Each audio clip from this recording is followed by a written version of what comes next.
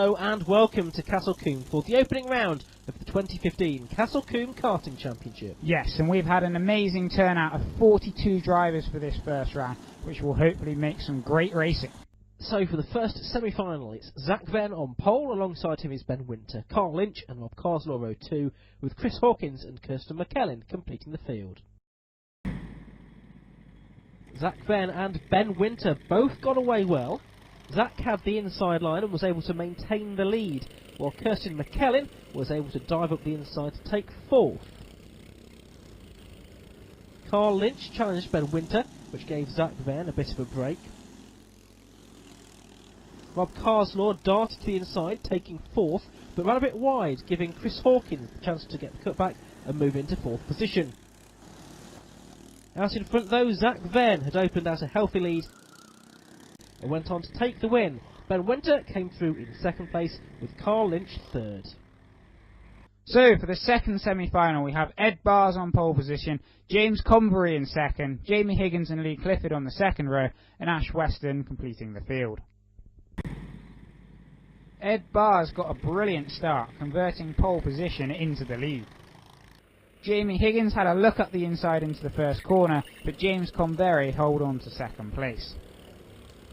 Out in front, Ed Bars opened up a gap, with Jamie Higgins trying to find a way past James, but James was defending brilliantly.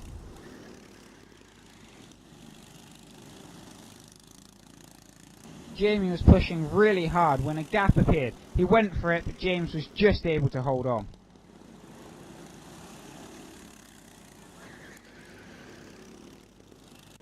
All the battling allowed Ed to extend his lead, and he went on to take the win, while James held on to second ahead of Jamie.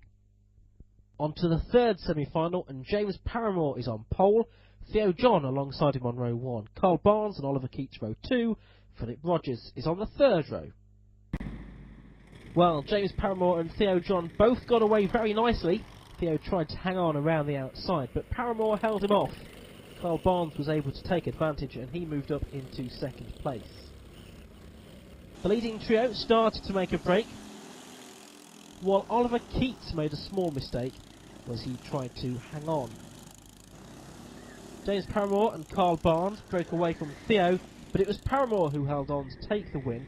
Carl Barnes was a close second, Theo more distant third. And for semi-final number 4, we have Dan Good on pole position and Michael Seaborn starting second. Thomas Cardno and Tom Bollins complete the second row, with Aaron Sharp in fifth. Dan Good got a great getaway, with Michael Seaborn slotting into second place. Tom Bollins tried to go around the outside of Thomas Cardno, but Thomas held him off. The leading duo started to make a bit of a break ahead of the battle for third. Aaron Sharp came into the last corner a bit too hot and slammed into the wall.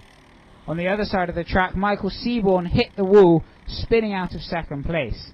He rejoined back in fourth. Dan Good was untroubled out in front though, and came through to take the win.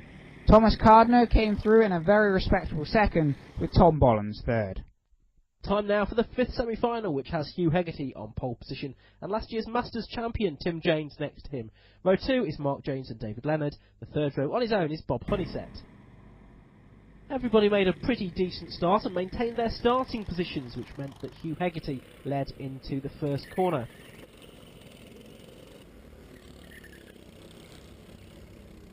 Bob Honeysett dived up the inside of David Leonard to take fourth position. Then at the top corner, Tim Janes got a bit too close to Hugh Hegarty, hitting the back of him and spinning out of second place. Hegarty went on to take the win ahead of Mark Janes, with Bob Honeysett third and Tim Janes fourth.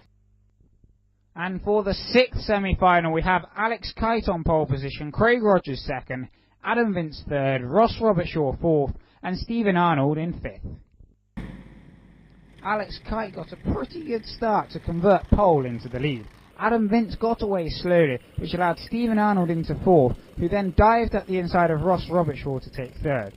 Alex and Craig Rogers were able to pull away from the rest of the pack while Ross Robertshaw challenged Stephen. Adam Vince then dived at the inside of Ross Robertshaw, but Ross was just able to hold on down the hill. Out in front though, Alex Kite opened up a very healthy lead and went on to take the victory, Craig Rogers came through for second, while Stephen Arnold just held off Ross Robertshaw to take third. Semi-final number 7 has Leigh Janes on pole. Alongside him is Tim Harrison. Row 2, Chris Bascott and Michael Sefton, with John Dan Chilcott rounding out the 5 starters. Tim Harrison rocketed away from the line to take the lead into the first corner. Chris Bascott had a look at second place but remained in third position. The leading duo made a break while Chris Bascott defended third place.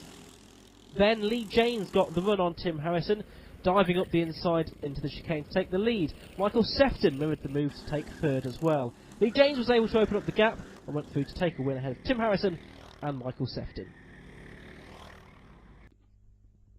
So, for semi-final number 8, we have Jeremy Woodward on pole position, Archie Cousins second, Scott Clifford third, Graham Palmer fourth, and David Sterling completing the grid.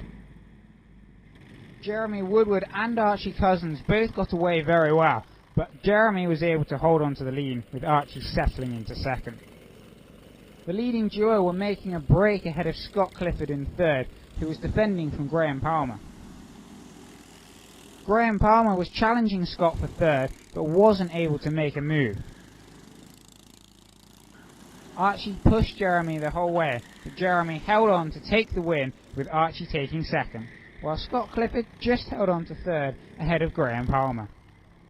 So here's confirmation of the semi-final points then, and you'll see that the top 8 drivers listed there were the semi-final winners and therefore go through to the grand final, with the grid determined by the fastest lap set throughout the day so far.